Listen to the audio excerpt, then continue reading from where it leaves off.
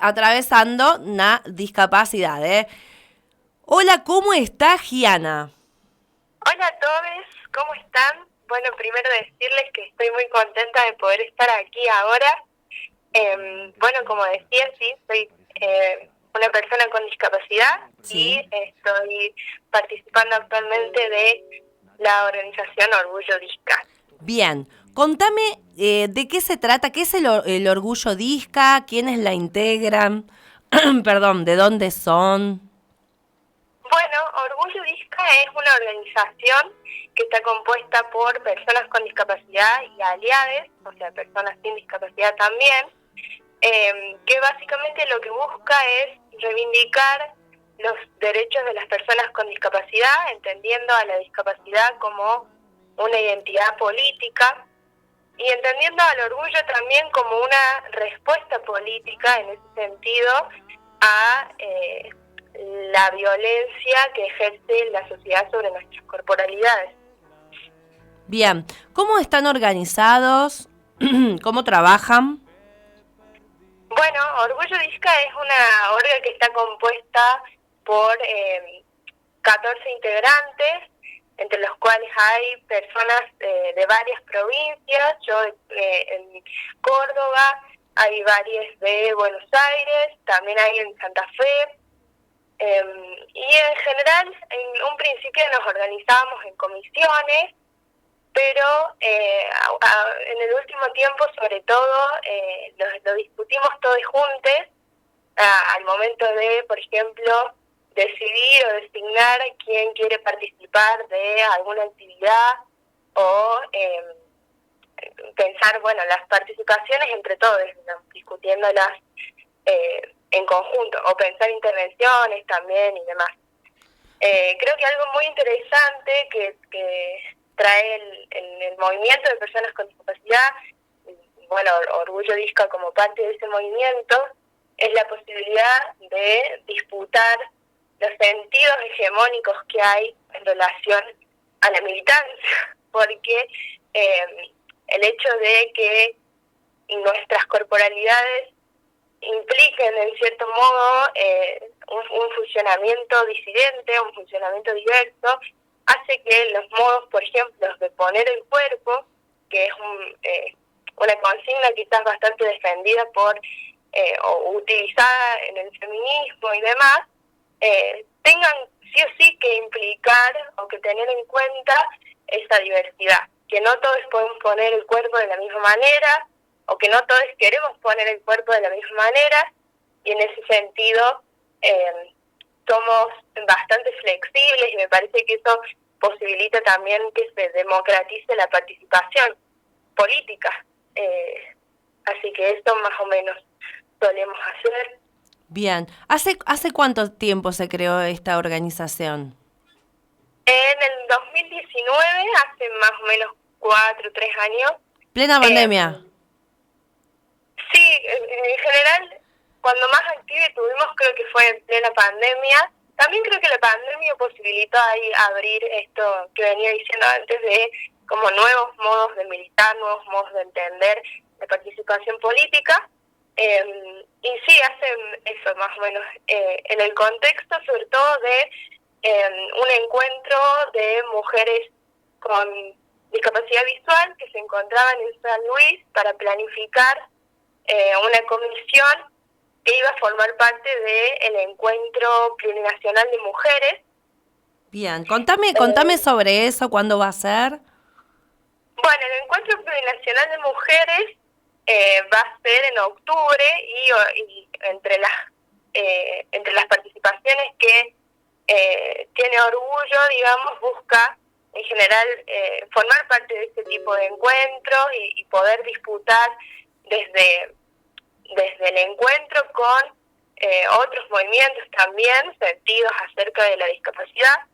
Orgullo Disca es una orga que se posiciona desde la interseccionalidad y Eh, bueno, co- en ese sentido, contale a la gente de qué se trata, qué es la interseccionalidad.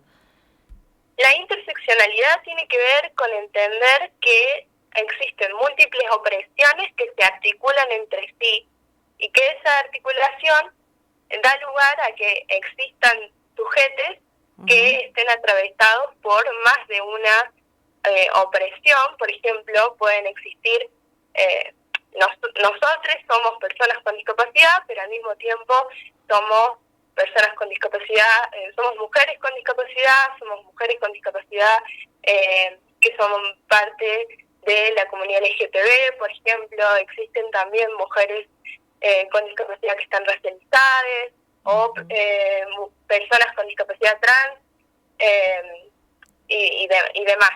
Tiene que ver con entender a los movimientos sociales no de modo sectorizado y que atiendan solamente a una problemática en específico, sino comprendiendo que esas problemáticas se dan de modo conjunto y articulado. Y no es posible, por ejemplo, pensar el capacitismo sin pensar en el patriarcado y así demás. Bien. Bueno, sabemos que los capacitismos se dan siempre, ¿no? Los dan personas generalmente que no están pasando por la situación por la cual están dando esta capacitación. ¿Qué es lo que pensás de eso? Bueno, el capacitismo en sí como estructura, que lo que hace es validar una única corporalidad, se manifiesta de estos modos. Tienen que ver con que existen quizás personas que lo que hacen es reproducir determinadas representaciones sociales de la discapacidad que tienen una carga súper estigmatizante, que son violentas, o sea, son representaciones que resultan violentas. Por ejemplo, la idea de que somos seres que transitan una tragedia personal, o que somos angelites, o incluso que somos un costo para la sociedad, y demás. La verdad que es sumamente violenta la reproducción de ese tipo de representaciones, pero como decía, es justamente síntoma de la falta de capacitación que hay respecto a esta temática. Y en general Orgullo Disca lo que hace frente a esto es posicionarse intentando llevar información, intentando disputar sentidos, intentando discutir con ese tipo de representaciones, generando incluso también encuentros con personas con discapacidad, tratando de participar de talleres de formación y demás. Bien. Primero, bueno, esto como dividirlo en dos partes. Primero, bueno, que estabas hablando sobre que hay seminarios, esto que me vas a contar después, ¿no? Pero ¿cuáles, aparte de estas personas, ¿no? Estos capacitistas, ¿no? ¿Cuáles son otras barreras que están atravesando o atraviesan? Bueno, existen, como decías, diferentes barreras. Están las barreras que tienen que ver más quizás con lo infraestructural, que tienen que ver con cómo se disponen determinados espacios urbanos, por ejemplo, la ausencia de rampas, la falta de ascensores, la existencia de escalones, los colectivos que no son accesibles, la falta de baños adaptados y demás. Después también existen barreras que quizás tienen que ver más con lo comunicacional, como por ejemplo la falta de intérpretes en lengua de señas, la falta de la utilización del lenguaje sencillo para que lo puedan comprender personas neurodivergentes, también la falta de escritura en braille. Y después también existen barreras que son más que nada actitudinales, que justamente tienen que ver con reproducir modos estigmatizantes de vincularse con las personas con discapacidad o con la discapacidad, desde la discapacidad como algo que resulta incómodo, que resulta indeseable y demás, o que quizás está ligado como a ciertas lógicas paternalistas. Ujú. Pero creo que hay algo interesante, que es que estas barreras, por ejemplo, las barreras infraestructurales o las barreras comunicacionales, en sí son síntomas de, de estas representaciones sociales que se siguen reproduciendo. O sea, hay como una interrelación entre quizás la idea de la discapacidad que hay en el imaginario social y el modo en el que ese imaginario social se termina materializando en prácticas concretas de profesionales o prácticas concretas de personas de la sociedad, como esto, construir veredas sin rampas o locales sin rampas. Tiene que ver con a dónde se piensa que las personas con discapacidad podemos estar, Claro. qué lugares podemos habitar. Tal cual, tal cual. Y sobre esto también, ¿no? También se le agrega estas charlas, chistes, bromas que hacen también con respecto a la discapacidad. Estuve viendo algo que han subido ustedes, de un actor haciéndose el rengo y todos muertos de risa, que lo pasan en los medios de comunicación. ¿Qué pensás sobre esto? Sí, creo que siempre hay que tener en cuenta a este tipo de problemáticas como problemáticas estructurales. Eh, un poco lo que discutíamos es intentar tampoco caer en lógicas punitivistas que tengan que ver con señalar o quizás culpar específicamente a personajes o personas puntuales, sino más bien con problematizar en sí el enfoque que se da desde los medios de comunicación o desde la sociedad misma. En general, esto es, en este caso puntual, por suerte también se pudo discutir con la persona en la que protagonista, digamos, del acontecimiento, y también se logró, creo yo, dar mayor visibilidad y mayor disputar que eso no estaba bien, o que quizás generaba que era violento en algún punto para ciertas identidades.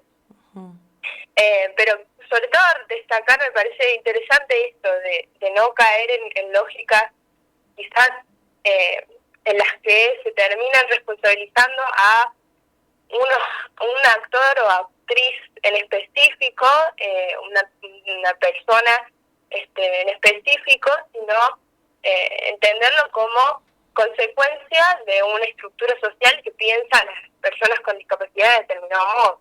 Tal cual, tal cual. Sí. Y pasa mucho, ¿eh? Pasa mucho. Yo ahora que tengo los ojos un poquititos más abiertos, esto que el feminismo nos ha atravesado y nos ha abierto un poquito los ojos, tengo un poco las antenitas un poco más ahí a determinadas cuestiones que antes por ahí me daban risa, ¿no? Como, no sé, algo de Olmedo, ¿viste? Como trataba a la mujer y todo eso, pero bueno, gracias que estamos un poquititos alertas. Hay personas que están con el cambio y otras personas que, bueno, nada, siguen ese estilo de vida, ¿no? Contame un poquito, porque Orgullo Disca yo sé que da charlas, da seminarios, las mismas. ¿A quiénes estuvieron destinadas? ¿Cómo fue la respuesta de la gente en cuanto a la participación? Bueno, en general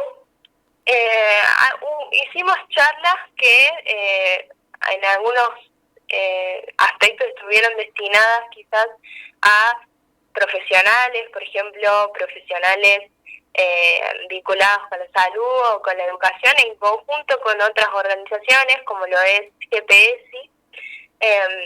Pero las charlas que solemos dar, que en general tienen en algún punto o pueden como encontrarse en redes, están destinadas a la sociedad en general, no necesariamente a determinado público en específico,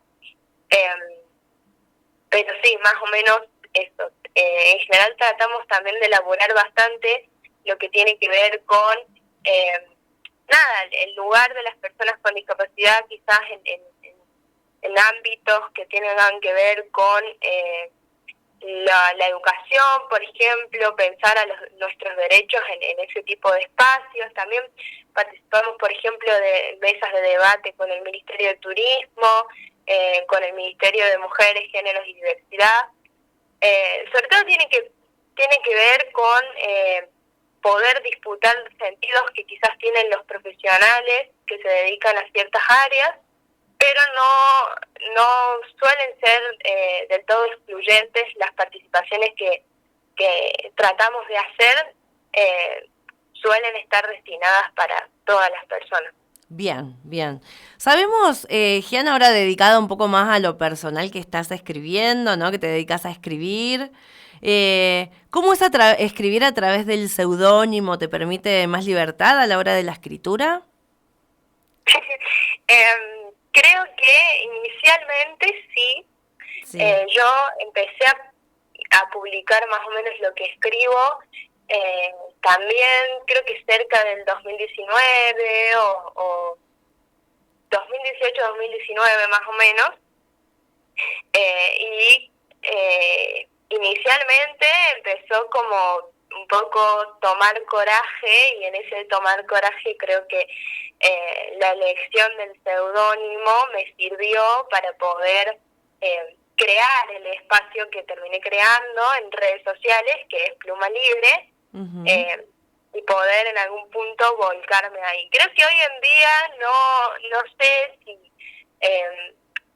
si es algo que me resulta un limitante en el sentido de dirigirme o escribir con mi nombre y con mi apellido, porque he hecho o he trabajado como otras cuestiones en relación a la escritura, pero sí, capaz hoy entiendo un poco ese seudónimo y ese espacio como un lugar específicamente creado en el que yo puedo volcar lo que siento y lo que quiero decir. Quizás en algún punto sí distanciada de yo, Gianna Mastroninardo, digamos. Pero un poco por eso salió como una herramienta para poder un poco tomar coraje y mostrar lo que venía sintiendo o lo que me venía atravesando. Bien, Gianna. La verdad que un gusto charlar con vos. Me encanta poder haber mostrado esta historia también un poco para la gente que está escuchando, de qué se trata el Orgullo Disca, por lo que están luchando también, militando. Te mando un beso grande y bueno, sabes que acá con la radio podés contar para lo que quieras, para contar si hay algún encuentro, lo que sea, Estamos acá en las radios siempre, Radio Pueblo, esta radio comunitaria, con las puertas siempre abiertas. Te mandamos un beso grande y que tengas un hermoso día. Muchísimas gracias por el espacio y por disponerse para luchar de este modo y llevar este tipo de mensajes. Estoy muy contenta de poder estar acá, así que les mando un abrazo grande a todos y un beso también. Gracias, Gianna, besito. Gracias. Chao. Chao.